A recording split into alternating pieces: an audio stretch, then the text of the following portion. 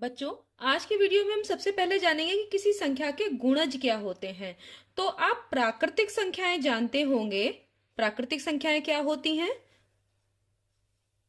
गिनती की संख्याओं को आप प्राकृतिक संख्या कहते हैं, जैसे 1, 2, 3, 4, 5, 6। इस तरह से ये प्राकृतिक संख्याएं हैं।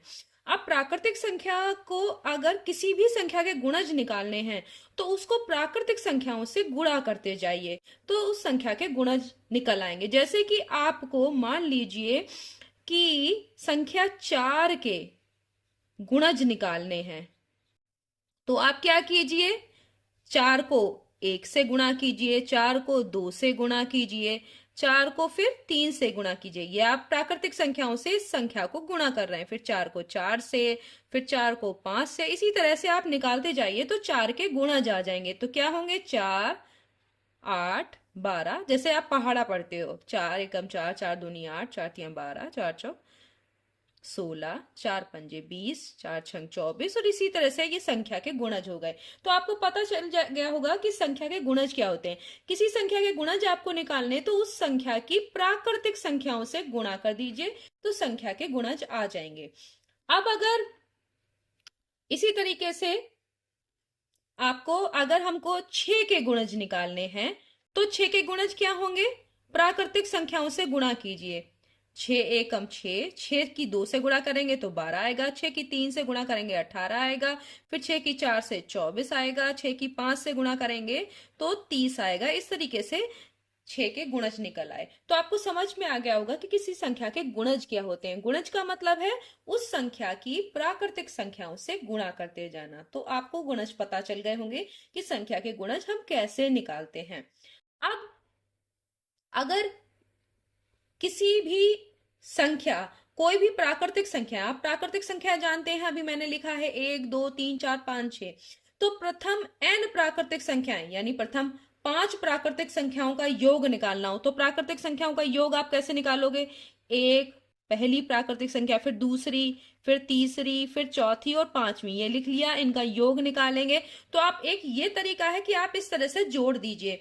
तो यहां हो गया 3, 3, 3, 6, 6, 4, 10 और 5, 15, 15 आ गया। लेकिन अगर यहां लिखा है प्रथम n प्राकृतिक संख्याओं का योग, यानी आपने निकाला है प्रथम n की जगह 5 प्राकृतिक संख्याओं का योग, तो निकाल लिया आपने। यहां पर n का वैल्यू कितनी थी? 5।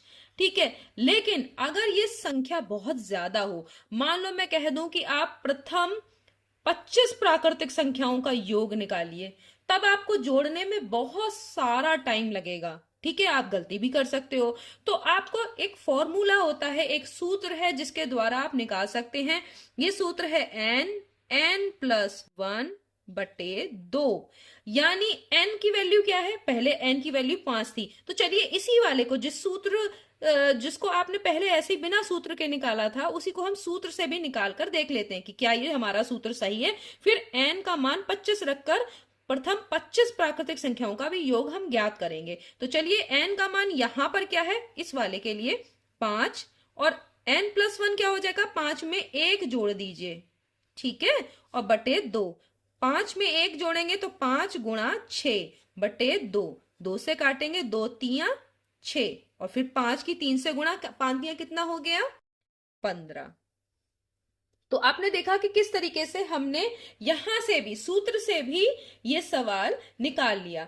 तो अब छोटी संख्याएं थी तो आपने इस तरह से करके जोड़ लिया था। अब बड़ी हो जाएंगी, यानी 25 और बहुत ज्यादा हो जाएंगी, तब आपको जोड़ना इस तरीके से पॉसिबल नहीं होगा। तब आप सूत्र का प्रयोग करेंगे। अब n का मान 25 रखिए, तब सूत्र है n+1, ये गुणा है। अगर n और n+1 के बीच में कोई निशान नहीं है तो किसका निशान है? गुणा का। n की जगह पे आप क्या रखेंगे? 25, और n+1 की जगह क्या हो जाएगा गुणा में? 25 + 1 यानी 26 बटे 2। तो यहां हो गया 25 गुणा कितना? 26, और बटे में 2। आप इसको 2 से काट सकते हैं, 13 बार में कटेगा। 2 एकम 2, 2 तियां 6 हो गया। अब 25 और 13 की गुणा कर लीजिए। तो 25 और 13 की गुणा आप ऐसे भी करके कर सकते हैं कि 25 दशम 10 में बार और 3 बार अलग अलग कर लीजिए।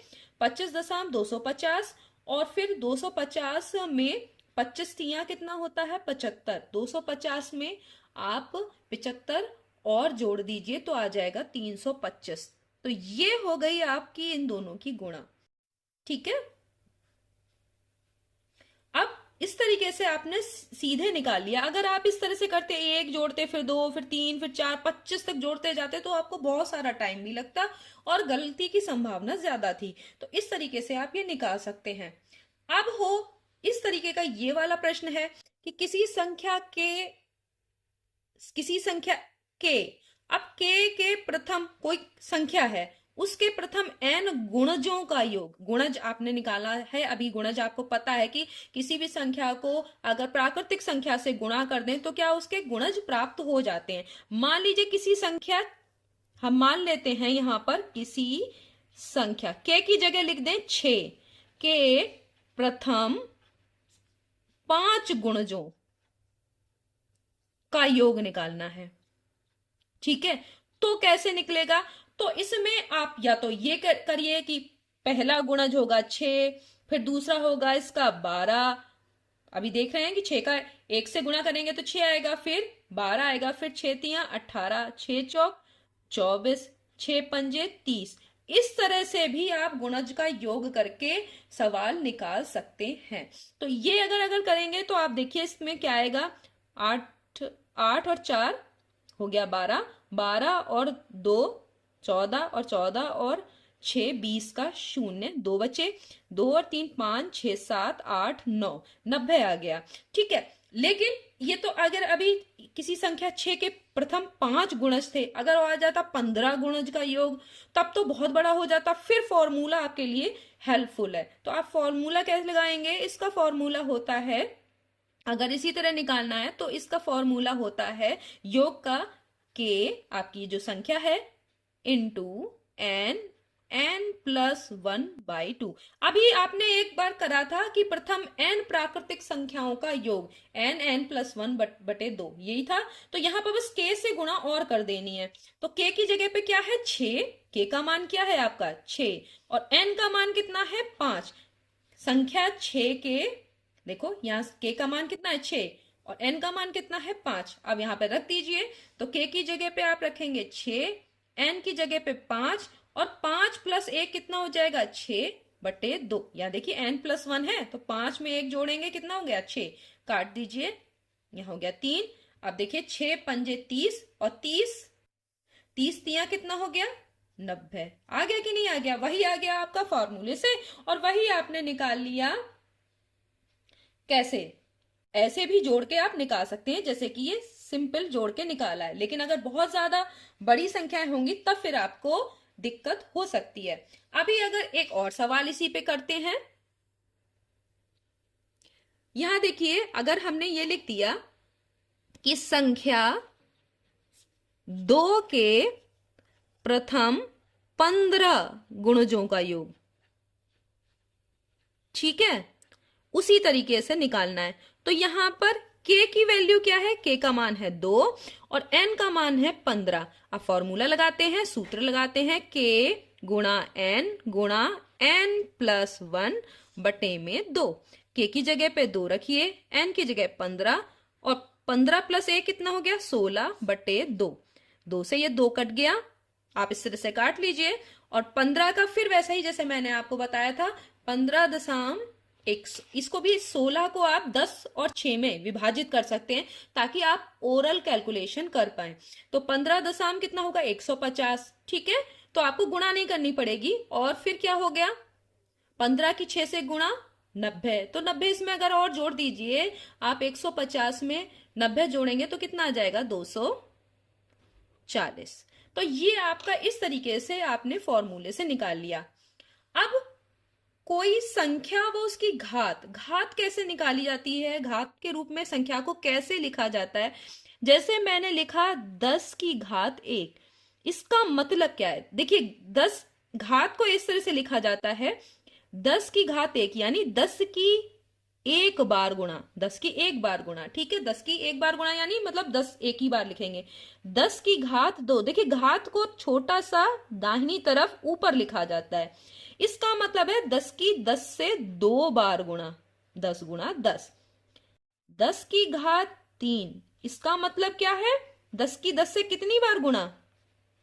3 बार गुणा। समझ में आ रहा होगा आपके? 10 की घात, इसको क्या पढ़ेंगे? घात। ठीक है, इसको ऐसे लिखा जाएगा 10 की घात, जो हम बोल रहे हैं 4, 10 की घात 4, 10 गुणा 10 गुणा 10 गुणा 10। तो ये आपको समझ में आ गया होगा कि संख्या उसकी घात। अगर हम कर दे 10 की घात 0, किसी संख्या की घात 0 का मतलब होता है 1। ठीक है, तो ये आपको समझ में आ गया। तो अब हम करते हैं कि अगर पहली एक अंक की संख्याएं कितनी होंगी, एक अंक की संख्याएं कुल कितनी होंगी, तो उसको निकालना है। तो एक अंक की कुल संख्याएं, ये भी आप देख लीजिए। एक अंक की कुल संख्याएं इसके भी फॉर्मूले से निकालते हैं। वैसे तो आप एक अंक की कुल संख्या आप जानते होंगे, एक अंक की कुल संख्या कितनी होती है? 9। देखिए, तो इसको फॉर्मूले से अगर निकाले तो 9 गुणा 10 की घात 0। अब 10 की घात 0 का मतलब क्या होता है? 1। तो ये हो गई 9। अब अगर कहें हम दो अंकों की कुल संख्याएं कितनी होंगी, की कुल संख्याएं, क्योंकि जितना बढ़ता जाएगा उतना फिर आपको दिक्कत होगी। तो यहां पे क्या लिखेंगे? 9 गुणा 10 की घात 1। अब देखिए, घात 1 1 हम बढ़ाते जा रहे हैं, तो यहां कितना हो जाएगी? 9 गुणा 10, 10 की घात 1 10, यानी 10 एक बार, तो यहां हो गया 90। अब अगर 3 अंकों की कुल संख्याएं निकालनी हो, तो इसके लिए क्या करेंगे? अब बताइए क्या करेंगे? आपको थोड़ा सा हिंट मिल गया होगा। और यहां पर हम लिखेंगे 9 गुणा 10 की घात 2। तो 10 की घात 2 कितना हो गया? 10 गुणा 10, 9 गुणा 10 गुणा 10, तो ये हो गया 900। 2 जीरो लग जाएंगे तो ये 900 हो गई। तो 900 संख्याएं होती हैं, 3 अंकों की कुल संख्याएं होंगी 900। अगर इसी तरह से 4 अंकों की कुल संख्याएं निकालनी है, तो आप कैसे बताएंगे 4 अंकों की कुल संख्याएं कितनी होंगी? तो आप क्या करेंगे? 9 गुणा 10 की घात 3, जितने अंक उससे एक घात कम, तो यहां हो जाएगा 9 गुणा 10 गुणा 10 गुणा 10, तो ये कितना हो गया? 9000। तो इसी तरीके से 5 अंकों की कुल संख्याएं कितनी होती हैं, 6 अंकों की कुल संख्याएं अगर सवाल आ जाता है तो आप आराम से इस फॉर्मूले से निकाल सकते हैं। अगर इसे फॉर्मूले के रूप में लिखना हो तो n अंकों की, अगर अब इसका सूत्र बनाना हो तो n अंकों की कुल संख्याएं